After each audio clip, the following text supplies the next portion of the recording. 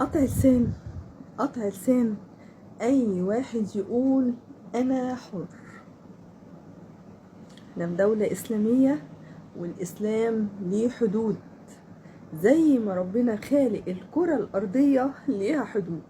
مش معقول الانسان اللي ربنا كرمه وعززه يسيبه كده زي الحيوانات. ما احنا لو ملناش حدود في الدين الاسلامي شوية شوية البنات والستات والله اعلم الرجاله هيعملوا ايه، هيخرجوا بقى بالوشم والحمالات والشورت فوق، والبنوتات تخرج بقى بالبيكيني في الشارع زي بالظبط الدول الايه الاوروبيه. هل احنا دولة اسلامية ولا احنا لينا لقب تاني؟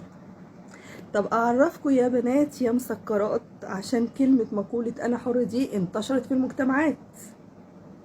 حريتك في ايه يا حبيبتي انت وهو؟ حريتكم انكم تاكلوا الاكل اللي انتوا نفسكم فيه على مزاجكم، محدش يغصبكم. تلبسوا اللبس اللي تبقوا قدوة حسنة فيه، طرحة نقاب خمار. مش عايزين تلبسوا البنات اللي مش محجبات بس ما اخرجش بقط في الشارع، ما اخرجش بستريتش محزق على جسمي، ما اخرجش بلبس يلفت الانتباه ان انتوا بنات فاسقات. بالنسبة للنساء اللي بيشربوا شيشة وسجاير، يا اهلا بيكم. طبعا انتوا عارفين مش انا اللي هعلمكم ان السجاير والشيشه حرام للنساء والرجال. الراجل مجتمع سمح له انه يشرب السجاير في الشارع، زي ما الست برضو سمح لها المجتمع تحط مصاحيك في الشارع. محدش بيلاقي ست حاطه مكياج، دكتوره، مهندسه، طالبه، عيله، محدش بيقول دول فاسقات. ليه؟ بقى تعود زي الراجل ما بيشرب سيجاره في الشارع. لكن هل لقيته ست بتمشي في الشارع في المواصلات ماسكه سجاره، او قاعده كده في الشارع شدت شيشه؟ لا، بيسيبوهم قاعدين في كافيهات. بس يا ريت الكافيهات دي تبقى خاليه من الاطفال، عشان عيب نبقى احنا بنجاهد في تعليم ولادنا وانتوا كده سهل تطلعوا في اللايفات ماسكين سيجار وماسكين شيشه. عيب على النساء والله العظيم، شكلكوا زباله يلعن ابو الفلوس اللي خليكوا كلاب. مع ان الكلب عنده رحمه شويه، كلب عنده رحمه، عنده احترام، يحترم صاحبه. انتوا ما احترمتوش المجتمع.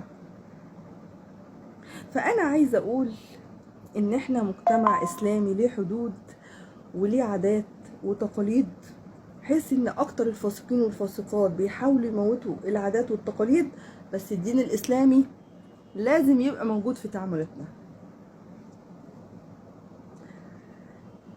حد هيجي يقول يعني تطلع يتهف في دماغه كده يقول ايه، ما لاقوش الا حضرتك بقى يا اللي متمكيجه ومتظبطه ودلوعه كده وعسوله. الحمد لله، شكرا. تيجي تكلمينا لما احنا عايزين واحده لابسه خمار؟ لا يا حبيبتي، لا يا حبيبتي. لما يكون انا بشكل كده وقلبي بيعمل اللي انا بقوله وبيلتزم عند ربنا بقى احسن من لابسه خمار وبتدارى فيه، بتدارى عشان فيه بيلبسوه حق وبتعمل المعاصي ومجننه الناس. والله في منقبات مجننه الرجال مجنناهم. لذلك اكتر الرجال يقول لك احنا ما بنحبش المنقبات. يعني في بعض قله كده قليله سوقوا النقاب وسوقوا الخمار. هتيجي واحده تقول لي اهو شفتي مش الرك بقى على اللبس، الرك على التعامل والطريقه. ده صحيح، انا وراكي امين، بس ما اوصلش لدرجه الفسق واقول الرك على القلب. لا، بسي لبس زي بيداري العري، ساعتها اقول لك بالقلب. شكرا.